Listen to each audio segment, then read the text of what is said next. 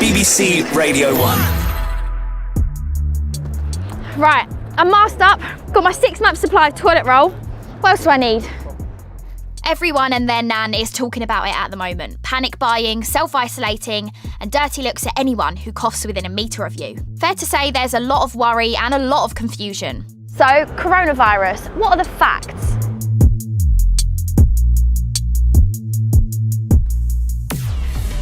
So let's start at the beginning. Scientists are looking at whether one of these may have passed the virus onto a human. If you didn't know, it's a pangolin, OBS. Our best guess is that the virus spread from a bat to one of these and then somehow to a human.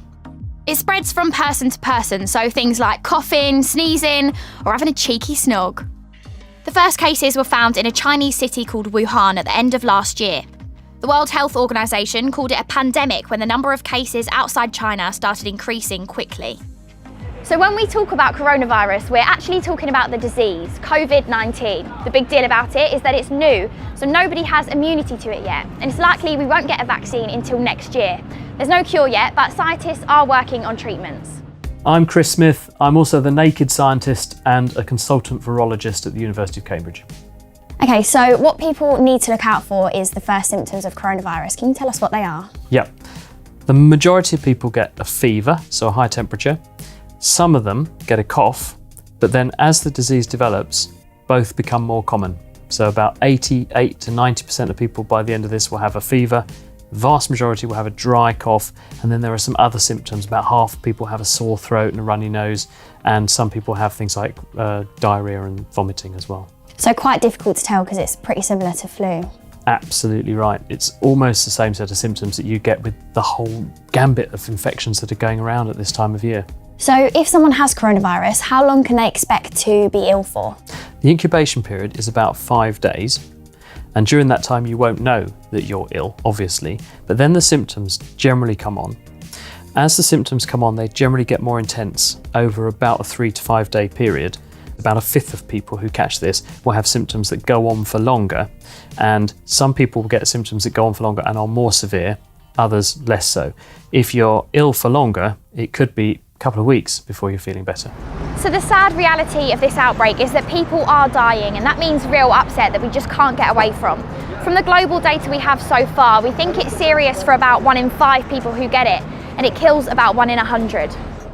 Who's most vulnerable to coronavirus? The people who are vulnerable to it and have an additional risk are people who are older, and what we know at the moment is anyone who actually is beyond the age of 40, you start to see your risk increase. Anyone who has a pre-existing health condition is also at higher risk, and that means people who have heart problems, high blood pressure problems, diabetes, kidney disease, and chest problems, including people who've smoked a lot. About 1/5 of people we think so far have pretty bad experience with it, but how many people are sort of recovering and doing okay? We only know so far how many people have recovered as a proportion of all the ones we've tested, because you've got to remember that we don't test everybody. So there's probably very large numbers of people actually catching this, and we don't know about them. So we don't really know the accurate answer to that question. But of the people we've tested, more than half have now completely recovered and they're absolutely fine. And there are people in the UK who have had this and have recovered and are absolutely fine.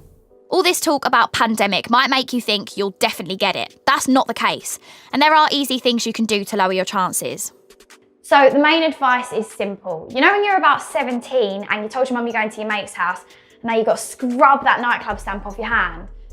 Yeah, me neither. Anyway, wash your hands really, really thoroughly. Wash your hands with soap and hot water for the length of time it takes to sing Happy Birthday twice. Happy birthday to you. Happy birthday to you. Happy birthday, dear Kirsty. Happy birthday to you. Happy birthday to you. Happy birthday to you. Happy birthday, dear Kirsty. Happy birthday to you. So apart from what you can do, the government have an overall strategy. You can check on 111 online for updates on the government's advice. Generally, if you have even mild symptoms, stay at home. If you start to feel worse, ring 111. A main part of the plan is to keep people as far away from each other as possible. It's called self-isolation. Doesn't mean you go to the other end of the country, probably just your bedroom. It's not only to protect you, but it's to stop you spreading it to other vulnerable people. The idea is that we slow down when the real peak is so the NHS can cope better. For a lot of people, the health impact will be less of a problem than the knock-on effects on our everyday life. So things like schools and unis shutting down, working from home, and trying to get around if public transport's not running properly. We'll just have to deal with these things best we can, but when can we expect to get back to normal life? Really tricky to say, because what we know is at the moment, everyone's potentially able to catch this. We know that it's spreading very fast because it's a very infectious virus. We know that probably about 4/5 of people in the country this season are going to catch this. Now, how long it then takes to continue rippling on for, we don't know. We're probably going to see a peak in the numbers of cases sometime around about May or June. And obviously from then on, it doesn't mean it suddenly disappears. It will slowly peter out, but it could be a few months yet. And how practically will it end? Does it mean we'll all become immune to it, or will we all get it and recover? I think, based on what we know about this family of viruses, and there are already 4 coronaviruses that infect humans, and they circulate every winter and they cause the common cold. I suspect that this virus will just join the family. And what will happen is that in the future, you'll catch it when you're young, just another cold that we get when we're little. Children we know are having very trivial symptoms with this, so it'll just be a winter cold, and then you'll be immune for life. So I think the long-term consequence for this is going to be that it's something that we pick up when we're young, we become immune to it, we don't get it again, and so the number of older people who are at risk is going to be really vanishingly small. So I think it'll cease to be a really big headache in the future.